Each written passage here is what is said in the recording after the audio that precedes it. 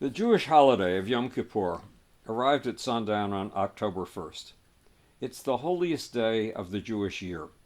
But what in the world is Yom Kippur? It's the Day of Atonement.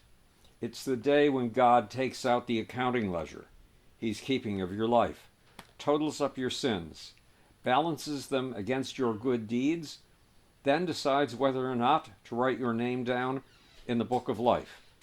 In other words, God judges you on whether you followed the rules in the Ten Commandments and the Torah, the Old Testament, and on whether or not you've done good deeds for others. According to tradition, Yom Kippur goes all the way back to Moses.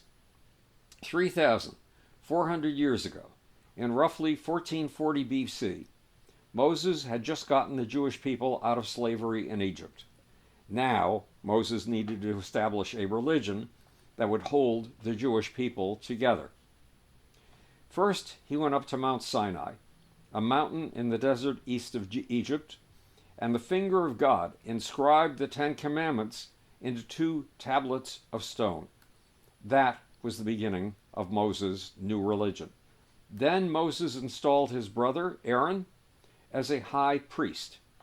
To worship, Moses had his chosen people build a tabernacle, a portable courtyard wall made of gold-covered acacia wood, expensive blue, purple, and scarlet linens, and ram skins dyed red. Inside the courtyard of that tabernacle was a small room containing the Ark of the Covenant, a gold-covered acacia wood chest containing the original stone tablets inscribed by the hand of God with the 10 Commandments. That small room was the Holy of Holies. Only the high priest was allowed inside it. And that priest was only allowed to enter it 1 day a year. Why? To go through a ritual that would absolve the Jewish people of their sins. To accomplish this, the priest performed the ritual of the 2 goats. He sacrificed 1 goat to God, he recited the sins of the people over the head of the 2nd goat, and expelled it into the wilderness to carry away those sins. When was this 1 day of the year? The 10th day of the 7th month in the Jewish calendar. That day was called Yom Kippur, the Day of Atonement. But Yom Kippur would soon evolve. When the Jews ended their 40 years of wandering, they settled down in Israel. 440 years later, they built a permanent temple in Jerusalem, and they continued once a year at that temple to be cleansed by the priest of their sins. In other words, they continued to honor Yom Kippur. Then came disasters, 2 of them. The Jews were conquered twice by imperialist armies. First by the Assyrians, and 136 years later by the Babylonians.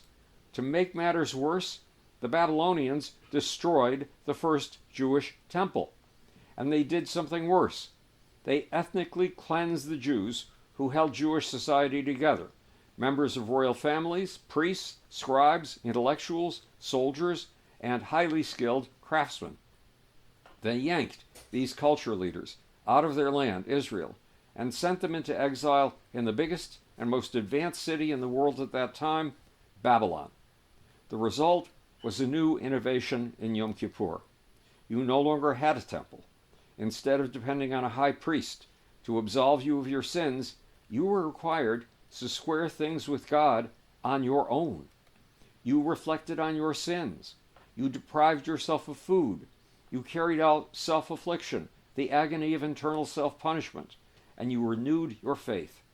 Finally, another imperialist force came along, the Romans. When the Romans got fed up with the stiff-necked resistance of Jews to Rome's dominance, they destroyed the Second Temple and they ethnically cleansed as many Jews as they could, ejecting them from their homeland, Israel. That made the Jews all the more reliant on the portable form of Yom Kippur, the form in which you purge yourself of sins, rather than depending on a temple priesthood that no longer existed. And 200 years later, a succession of rabbis, including a group who had been able to remain stubbornly in Israel, took bits and pieces of ancient tradition and came up with the story of God, the bookkeeper, judge, and king, who totaled up your sins, your good deeds, and your charity to others, and decided whether or not your name would be inscribed in the book of life. This is Howard Bloom speaking to you from the future. It's your job and my job to make or want to know why? Ask how.